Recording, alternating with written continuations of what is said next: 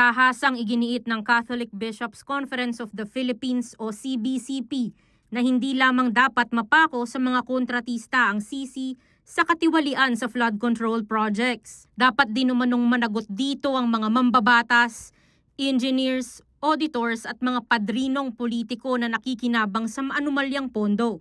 Sa pastoral letter na pirmado ni CBCP President Cardinal Pablo Virgilio David, binigyang diin ng mga obispo na dapat inclusive ang pananagutan at investigasyon dahil malinaw na maraming sektor ang sangkot sa katiwalian.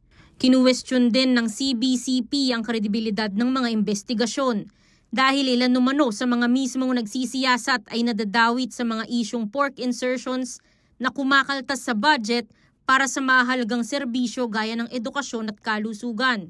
Binigyang diin ng simbahan na ang tunay na hustisya ay nangangailangan hindi lamang ng parusa kundi pati ng pagbabalik ng nakaw na yaman sa kaban ng bayan upang magamit para sa iba pang pangangailangan ng mamamayan. Suportado rin ng CBCP ang panawagan sa pagbuo ng independent committee at hinimok ang kabataan na gamitin ng digital platforms upang bantayan, ibunyag ang katiwalian at manawagan ng reforma. Kasama si Raymond Tasoy, Bryce Oracion, CLTV 36 News.